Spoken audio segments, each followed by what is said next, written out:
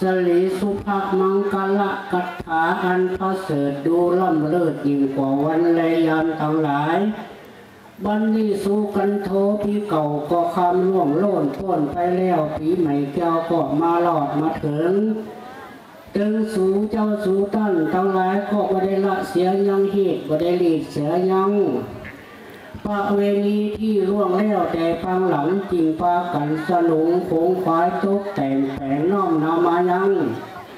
มาถูบูผาราชาดวงดอกเขาตอกดอกไม้และลำเตียนน้ำสุกันโทตะกะเพื่อว่าจักมาขอข้ามาโทสานุโทษผู้ข้าก็จักโปรดอาโหสิกรรมแม่นว่าสู่เจ้าทั้งหลายได้กระทำทั้งดีทั้งชอบประกอบไปโดยมโนนิธาจุ่งให้มีอายุตีขายืนยิ่งโรคภัยไข้เจ็บทุกสิ่งหลีกหนีไกลจุ่มีวันนาใสสดชื่นเป็นที่รักและผู้อื่นเขาหันจุ่งมีความสุขสันต์ทุกคำเจ้ากาพิกสุขเตจักพิกสุขพัมพ่อบริบูรณ์จุ่งมีกำลังอุหนุนเตรียมแทงอย่าเหื่อเหี่ยวแห้งทุกภาการจุ่งสมดังกำมักกำผาพานาใจใส่จูน้อยใหญ่ใจยิ่งเล่จุ่งจักมีเถียงแก่ดีหรือ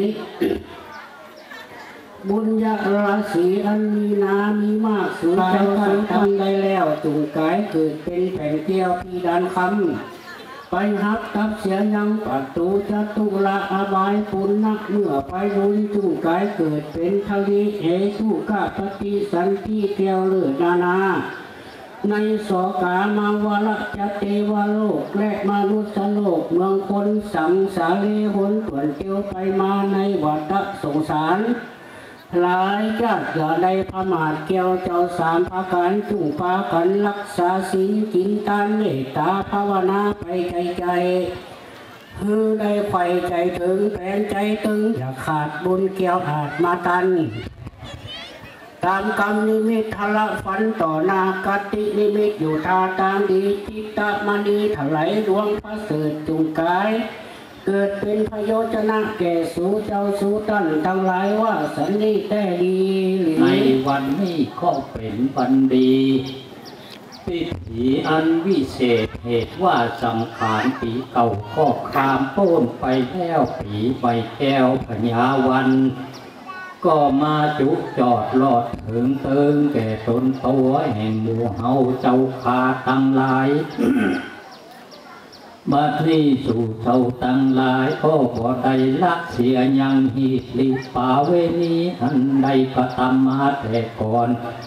ยิ่งได้น้อมนำมายังน้ำสุกันโทตกะเพื่อว่าจักมาขอสุมากาลาวะยังผู้ข้าทั้งหลายอันพินผู้เฒ่าผู้แก่ว่าสันนิแต่ดีลีมหุตาคาลักวัดนี้รุ่นปุนไปแล้วปีใหม่เจ้าวันพญาวันก็มาหลอดมาถึงตึงเจ้าทั้งหลายก็มาละเนียยังหิอดีตาเวนีอันดวงแล้วมาปางก่อนเจ้าทั้งหลายก็มาได้ผ่อนเสียยังศรัทธาจึงได้น้อมนำมาน้อมสุกันโทตะกะวันจันทร์พระเจ้าไว้เหนือคันเพื่อจะขอจูมาละโดดสิ่งไล่หหลายประการจูงมีอายุยาวนับยิ่งสปะสิ่งเงินคำสปะการจะไปปล่อยบางผู้เป็นกิจหวัดอ้างยินดูเป็นกิจอุตุใจไข่ที่เกิดเป็นผู้ใหญ่ราชธานีมีปัญญาดีลึกแหลกมีศีล5 ศีล8เลยครับตัวเรียกว่าขอที่หมดอโหสิกรรมแม้ว่าเจ้าตั้งหลายได้กระทำเป็นตามดีตามชอบจงเพื่อสงประกอบมโนปาริธาจงมีอายุทีขายืนยิ่งโลกภัยทุกสิ่งเฮือหนีไก่เฮือมีวันณะสดใสเป็นตีหักไข่และพอใจแก่ผู้อื่นกาเพิแต่พี่กาทุกเฮือมีกำลังอุ่นหนุนเต็มแทงอย่าโนแห้งทุกประการเหมือนดังคำปอนวานเก่าไว้ว่าเตี่ยมแท้ดิลีสัพพิติโยวิวัตสันตุสัพพะโลโกวะสันตุมาเตปวันตรโยสุขีจุลวันเสด็จสุภาพมังคละอันตาเสด็จดังปาบันทั้งหลาย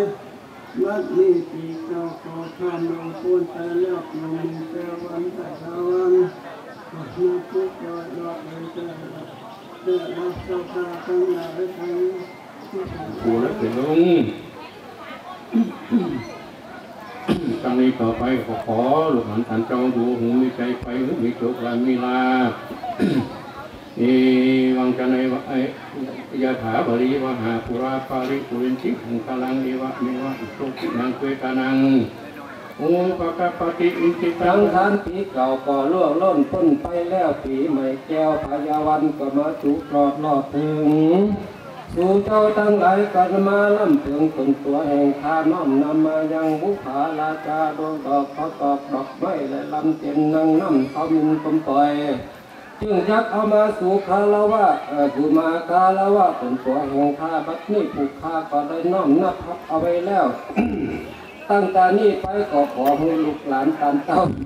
จงมีความสุขอายุมันยืนยาวไปแล้วปีใหม่แก้วก็มาหลอดประถึงยังสู่เราเจ้าข้าทั้งหลายก็บ่ละเสียยังหิบก็เสียแต่ยังกอง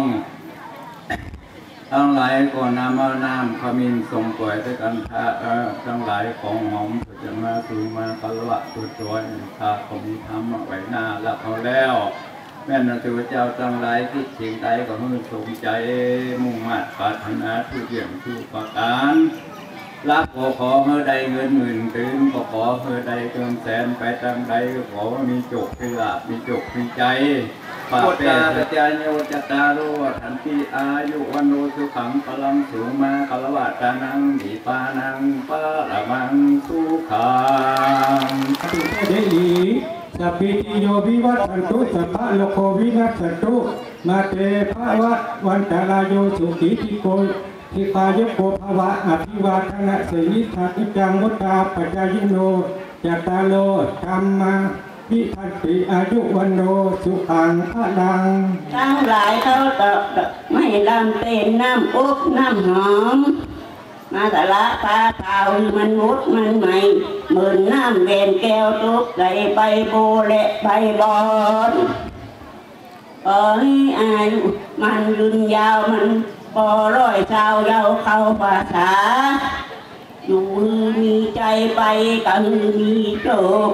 จำปีติโย